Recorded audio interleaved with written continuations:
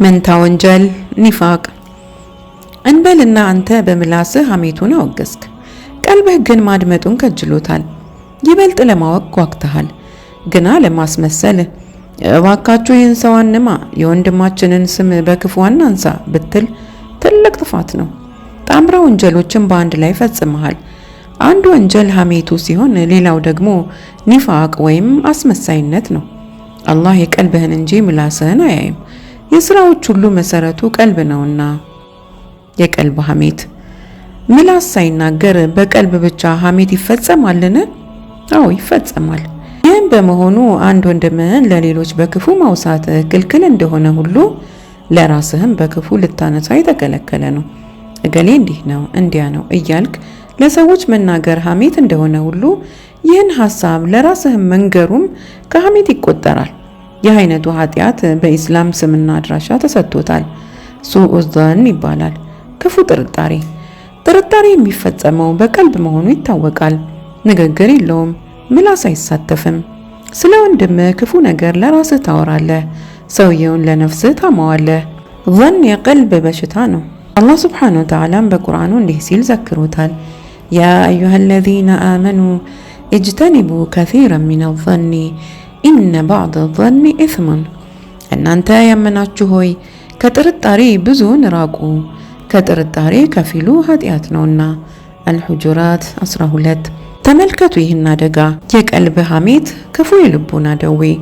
በዚህ ኃጢአት የምትጠየቅ መሆንህ አደጋውን የከፋ ያደርገዋል። ሌላ ምንም ነገር ሳትፈጽም በክፉ ጥርጣሬ ብቻ ወንድምህም በክፉ ለራስህ በማንሳትህና በማማትህ።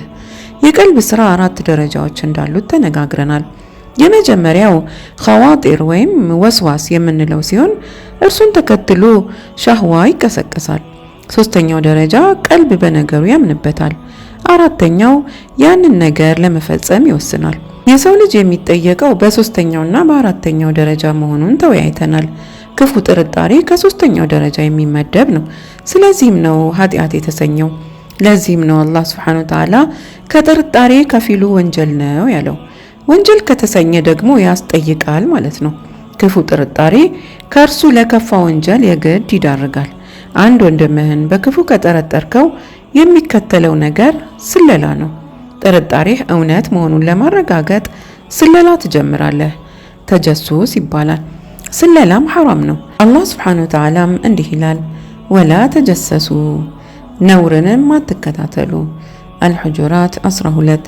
3 ተያያዥነት ያላቸው ወንጀሎች ቁርአን ውስጥ በቅደም ተከተል ተጠቅሰዋል። በአንድ አያ መካተታቸውም ትስስራቸውን ያመላክታል። ያ አዩሃ አለዚነ አመኑ እጅተኒቡ ከሲረን ሚነ ظኒ ኢነ ባዕደ ظኒ ኢስሙን ወላ ተጀሰሱ ወላ የግተብ ባዕዱኩም ባዕዳ። እናንተ ያመናችሁ ሆይ ከጥርጣሬ ብዙውን ራቁ፣ ከጥርጣሬ ከፊሉ ኃጢአት ነውና፣ ነውርንም አትከታተሉ፣ ከፊላችሁም ከፊሉን አይማ። አልሑጁራት 12። መጀመሪያ ክፉ ጥርጣሬ፣ ቀጥሎ ስለላ ተወሳ። ጥርጣሬ ወደ ስለላ እንደሚያደርስ ቅደም ተከተላቸው ይጠቁማል። ከነርሱ በኋላ ሐሜት ተከተለ። አዎ በተጨባጭ ሐሜት ክፉ ጥርጣሬንና ስለላን ተከትሎ የሚመጣ ነው። በክፉ ትጠረጥራለህ፣ ጥርጣሬህን ለማረጋገጥ ትሰልላለህ። የጠረጠርከውን ነውር ከወንድምህ ላይ በስለላ አማካኝነት ስትደርስበት አገኘሁት፣ ያዝኩት የሚል ስሜት ይሰማሃል። በመቀጠልም የደረስክበትን እውነት ለሌሎች ታወራለህ። እንዴት ቀስ በቀስና በሂደት ወንጀል ውስጥ እንደሰጠምክ አስበው። መጀመሪያ እስከ ቁርጭምጭሚትህ ተነከርክ፣ ቀጥሎ እስከ ወገብህ፣ በመጨረሻ እስከ አንገትህ። ከትንሽ ይጀምራል፣ በሂደት እያደገና እየገዘፈ ይሄዳል። የአላህ መልእክተኛ ሰለላሁ ዐለይሂ ወሰለም እንዲህ ብለዋል፣ ወላ ተጀሰሱ ወላ ተዳበሩ ወላ ተባገዱ ወኩኑ ዒባደላሂ ኢኽዋና። አንዳችሁ የሌላውን ነውር አይከታተል፣ አይማም፣ አትዟዟሩ፣ ማለትም አትኮራረፉ፣ በመካከላችሁ መጠላላት አይኖር፣ የአላህ ባሮች ሆይ ወንድማማቾች ሁኑ።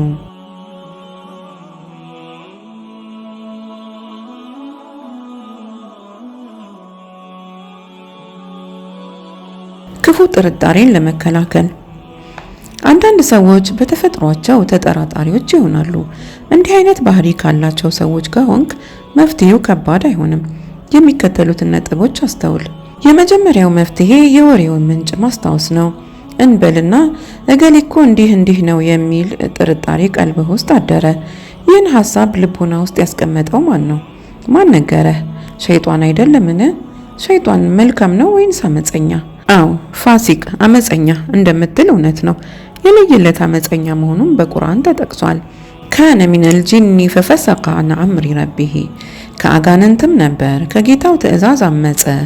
አልካህፍ 50 ቁርአን የአመፀኞችን የወንጀለኞችን ወሬ እንዳትሰማ ከልክሎሃል። ያ አዩሃ አለዚነ አመኑ ኢን ጃአኩም ፋሲቁን ቢነበኢን ፈተበየኑ አን ቱሲቡ ቀውመን ቢጀሃለቲን ፈቱስቢሑ ዐላ ማ ፈዐልቱም ናዲሚን። እናንተ ያመናችሁ ሆይ እኩይ ግለሰብ ወሬን ቢያመጣላችሁ ትክክለኛነቱን አረጋግጡ። ሰዎችን ባለማወቅ እንዳትጎዱና በዚህም ሳቢያ ተጸጻቾች እንዳትሆኑ። አልሑጁራት 6 ከአመፀኞች የከፋው አመፀኛ ያቀበለህ ወሬ ቀልብህ ላይ ተጽዕኖ እንዲኖረው እንዴት ትፈቅዳለህ? የማሰብና የማገናዘብ ክህሎትህ የት ጠፋ? ጥበብህ ክፉን ከደጉ መለየት የሚያስችልህ አእምሮ የት መከነ? ሁለተኛው መፍትሄ በክፉ ለጠረጠርከው ሰው ዱዓ ማድረግ ነው። አላህ ሆይ ማረው፣ ጌታዬ ሆይ ዘንለት፣ ክፉን ነገር አርቅለት፣ ሰዎች በክፉ እንዳይጠረጥሩት ጠብቀው ብለህ ዱዓ አድርግለት። ክፉ ጥርጣሬ በተሰማህ ቁጥር ለሰውየው ዱዓ ማድረግን ተላመድ። ይህን ማድረግ ሊታክትህ ይችላል። የሰው ልጅ በባህሪው ስስታም ነው። ስስትህ ከክፉ ጥርጣሬ ያድንሃል። ዱዓ ላለማድረግ ስትል መጠራጠርህን ታቆማለህ። ጥሩ መፍትሄ አይመስልህም? ሌላኛው መፍትሄ ደግሞ ሰውየውን በመልካም መጠርጠር ነው። አላህ እንዲህ ይላል፣ ለውላ ኢዝ ሰሚዕቱሙሁ ወظነ አልሙእሚኑነ ወልሙእሚናቱ ቢአንፉሲሂም ኸይራ ወቃሉ ሃዛ ኢፍኩም ሙቢን። ቅጥፈቱን በሰማችሁ ጊዜ አማኝ ወንዶችና ሴቶች ለምን ራሳቸውን መልካም አልጠረጠሩም? ለምንስ ይህ ግልጽ ቅጥፈት ነው አላሉም? አኑር 12 በዚህ አንቀጽ እንደተጠቀሰው መልካም ጥርጣሬም ከክፉ ጥርጣሬ ለመዳን መድኃኒት ነው። በክፉ ጥርጣሬ ስትናጡ በመልካም ጠርጥሩ ይለናል አያው። መልካሙ ክፉን ያባርረዋልና። ይህን ጉዳይ ለማጠቃለል ያህል ቀልብ ብቻውን ሐሜት ይፈጽማል። የቀልብ ሐሜት ክፉ ጥርጣሬ ወይም ሱኡ ዘን ተብሎ ይጠራል። የወንድምህን ነውር ለሌሎች ማውራት እንደሌለብህ ሁሉ ለራስህ ማውራት ክልክል ነው። ዘን ትልቅ ወንጀል መሆኑ በቁርአን ተጠቅሷል። የሰውን ነውር ወደ ማነፍነፍና ወደ መከታተል ወይም ተጀሱስ ይመራል። መንስኤውም የአመፀኞች ሁሉ መሪ የሆነውን የሸይጣንን ወሬ ጆሮ ሰጥቶ ማድመጥ ነው። የዘን መፍትሄውም ከምንም በፊት አላህን መፍራት ሲሆን በተጨማሪም ክፉ ጥርጣሬን በመልካም ጥርጣሬ መከላከል ወይም ማባረር፣ በክፉ ለጠረጠርከው ሰው ደግሞ ደጋግመህ ዱዓ ማድረግ መፍትሄዎች ናቸው ማለት ነው።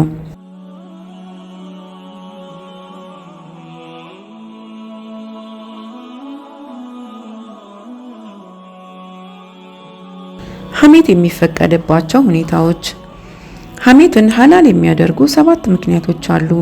እነርሱም አንደኛው በደልን ለማስረዳት የአንድን ሰው ክፉ ድርጊት ወይም ነውር ከሰዎች መሃል መግለጽ ይቻላል። ለምሳሌ በፍርድ ቤት ውስጥ ወይም በሽማግሌ ዳኞች ከሳሽ ምን ተበደልክ ተብሎ በዳኞች ቢጠየቅ እገሌ ግፍ ፈጸመብኝ፣ ገንዘብ በላኝ፣ ይህን አደረገኝ በማለት ማስረዳት ይፈቀድለታል። ነገሩ ሐሜት ነው። በጽሁፍ ቢቀርብም ከሐሜትነት አይዘልም። በደልን ለመግለጽ ማማት እንደሚቻል የሚገልጹ ሐዲሶች አሉ። የአላህ መልእክተኛ እንዲህ ይላሉ፣ ኢነ ሊሳሒቢል ሐቂ መቃላ፣ ባለ ሐቅ ባለ መብት በደሉን የመግለጽ መብት አለው። በሌላ ሐዲሳቸውም እንዲሁ ያለበትን ገንዘብ የመክፈል አቅም እያለው የማይከፍል ወይም የሚያጓትት ዛሬ ነገ የሚል ግፍ ፈጽሟል ይላሉ። በሌላ ሐዲሳቸውም እንዲሁ አቅም እያለው የሚያጓትትን ሰው መቅጣቱም ክብሩም ሐላል ነው ይላሉ። ሁለተኛው ሐሜት የሚፈቀድበት ሁኔታ አለ። ሙንከርን ለመከላከልና ወንጀልን ለመመለስ ድርጊታቸውን ከሰው መካከል ማንሳት ይፈቀዳል። ለምሳሌ አንድ ጎረምሳ ወንድም ሲጋራ ማጨስ ጀምሯል። ጓደኞቹም መጥፎዎች ናቸው። ብትመክረው ላይሰማህ ይችላል።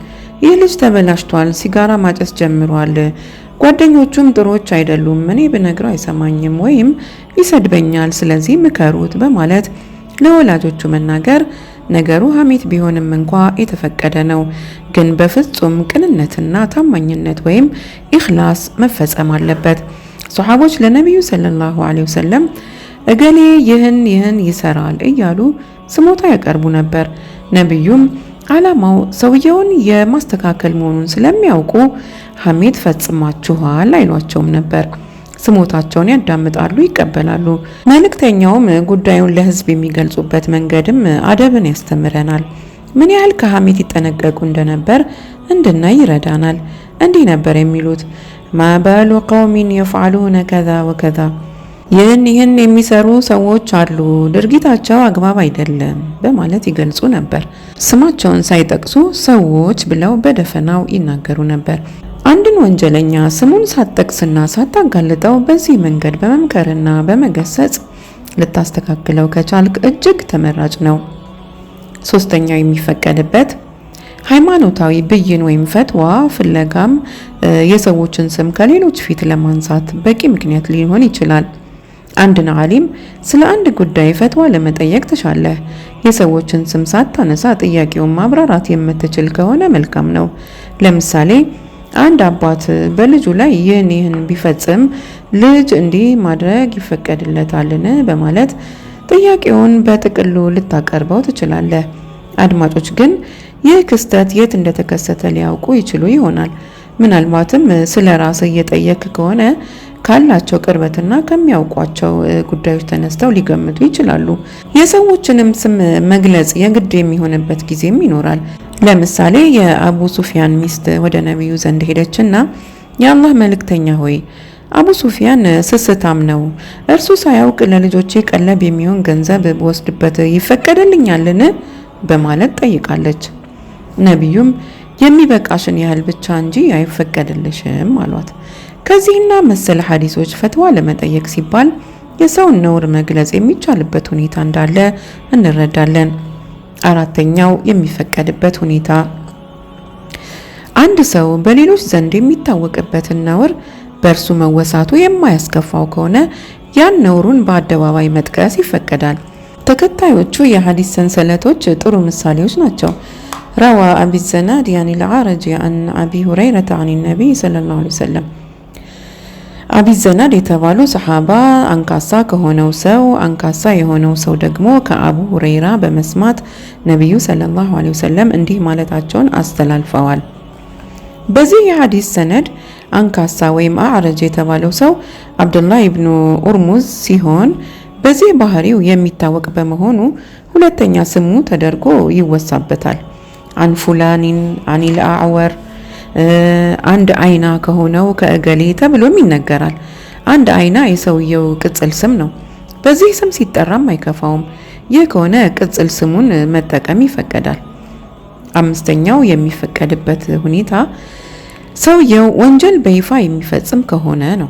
በወንጀሉም የማያፈር እንዲያውም የሚኩራራ ሲሆን ለምሳሌ አስካሪ መጠጥ በመጠጣቱ አይሰማውም፣ እንዲያውም አእምሮዬ ያለሱ አይነቃቃም እያለ ይኩራራል፣ ይኮፈሳል። እንዲህ አይነቱ ሰው ሌሎችን እርሱ ከወደቀበት ወንጀል ላይ እንዳይወድቁ ለማስጠንቀቅና ለማስተማር ሲባል ስሙንና ነውሩን በአደባባይ ማንሳት ይፈቀዳል። ስድስተኛው ምክር ስለመጠየቅም እውነተኛ አስተያየት መስጠት ግድ ይሆናል። ለምሳሌ አንድ ሰው መጣና ምክር ጠየቀ። እገሌ ልጄን ሊያገባ ጠይቆኛል፣ አንተ ወንድሜ ነህ፣ ከማንም በላይ ቀርበሃለሁ፣ የልጁን ሁኔታ አንተ ይበልጥ ታውቃለህ፣ ምን አስተያየት አለህ ብሎ ቢጠይቅህ ምክር የተጠየቀ ሰው ታማኝ መሆን ስላለበት እውነተኛውን ምክር እንድትለግሰው ትገደዳለህ። በደፈናው እርሱ እንዲያገባት አልመክርህም ብትለው የሚመለስ ከሆነ ከዚህ በላይ መሄድ አይጠበቅብህም።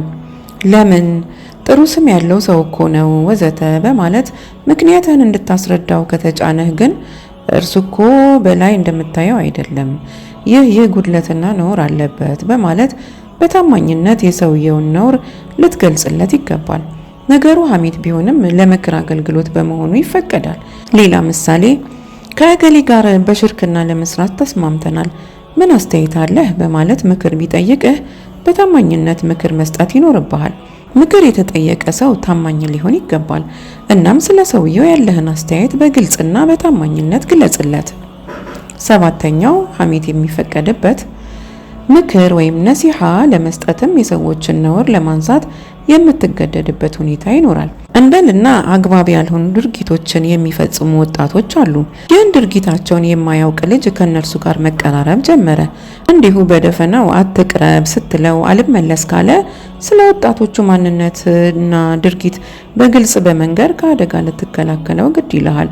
ይህን አይነቱን ምክር ሱረቱ ዩሱፍ ውስጥ ሰፍሮ እናገኘዋለን።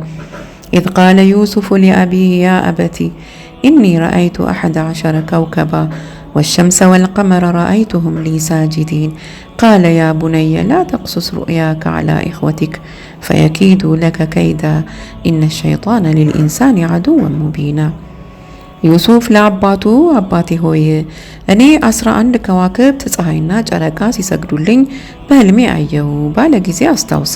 አባቱም ልጄ ሆይ ህልምህን ለወንድሞችህ አትንገር፣ አንተን ለማጥቃት ተንኮል እንዳይሸርቡ ሸይጣን ለሰው ልጅ ግልጽ ጠላት ነውና አለ። ዩሱፍ ከ4 እስከ 5። ያዕቆብ ለልጃቸው ዩሱፍ ለወንድሞችህ ይህን ታሪክ አትናገር ምክንያቱም ያሴሩብሃልና በማለት መክረውታል። የእነርሱን ነውርና ተንኮል አጋልጠዋል። ዩሱፍን ከአደጋ ለመከላከል ሲባል የተፈጸመ በመሆኑ የተፈቀደ ሐሜት ሆኗል። በዚህ መልኩ ሰዎችን ለማስጠንቀቅ፣ ለመምከር ሐሜት ላይ መውደቅ ግድ የሚሆኑበት አጋጣሚ ይከሰታል። የሰውን ነውር ከማንሳት እንዲያርቀን ከየትኛውም ሐሜት እንዲጠብቀን አላህን እንማጸናለን። የሰዎችን ክብር ከመዳፈር መጠንቀቅ ከሰላት ወይም ከጾም፣ ከዘካ፣ ከሐጅና መሰል ኢባዳዎች የከበደ ኢባዳ አድርገው የሚመለከቱ መሻይኾች በኢስላም ታሪክ አልፈዋል። በእርግጥ አስቸጋሪና ከፍተኛ ጥረት የሚጠይቅ ኢባዳ ነው። ከሰላት፣ ከጾም፣ ከሐጅ ይበልጥ ይፈታተናል። ምክንያቱም እነዚህን ኢባዳዎች ሰዎች በቀላሉ ይፈጽሟቸዋል፣ ደጉም ክፉም ይሰሯቸዋል። ምላስን መቆጣጠር ግን እጅግ ከባድ ተግባር ነው። ነቢዩ ሰለላሁ ዐለይሂ ወሰለም እንዲህ በማለት የመከሩትም ለዚህ ነው። አምሲክ ዐለይከ ሊሳነክ፣ ምላስህን ተቆጣጠር፣ ምላስህን ሰብስብ። የአላህ መልእክተኛ እንዲህ ሲሉ ለኡማው ምክር ለግሰዋል። መን ካነ ሊአኺሂ ዐንደሁ መዝለማ ሚን ዐርድን አው ማሊን ፈልየተሐለልሃ ሚንሁ ሚን ቀብል አን ያእትየ የውሙን ለይሰ ፊሂ ዲናሩን ወላ ዲርሃሙን ኢነማ ዩእኸዙ ሚን ሐሰናቲሂ ፈኢን ለም የኩን ለሁ ሐሰናቱን ኡኺዘ ሚን ሰይአቲ ሷሒቢሂ ፈዚደት ፊ ሰይአቲሂ። የአንድ ወንድሙ የክብር ወይም የገንዘብ በደል ያለበት ሰው ዲናር ወይም ዲርሃም የሌለበት ከመልካም ስራ ምንዳው ተቀንሶ ለተበዳይ የሚሰጥበት፣ መልካም ስራ ከሌለውም የተበደለው ሰው ክፉ ስራ ተቀንሶ ከእርሱ ክፉ ስራ ላይ የሚጨመርበት ቀን ከመምጣቱ በፊት አሁኑኑ እዳውን ይወጣ፣ በደሉን ይካስ ወይም ይቅርታን ይጠይቅ። ቡኻሪና ሙስሊም። የዚህ ሐዲስ መልእክት ያስደነግጣል።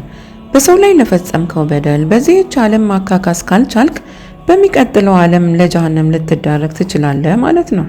ሰውየው ዝሙት ሳይፈጽም፣ ሳይጠጣ፣ ነፍስ ሳይገድል፣ የትኛውንም ትልቅ ወንጀል ሳይሰራ ከጌታው ጋር ተገናኝቶ መልካም ስራው በርክቶ እያለ ምላሱ ባመጣበት ጣጣ ብቻ ዕዳ ከፋይ በመሆን ያለውን የመልካም ስራ ጥሪት ሲያሟጥጥ ሊፈጠርበት የሚችለውን ሐዘን መገመት ይከብዳል።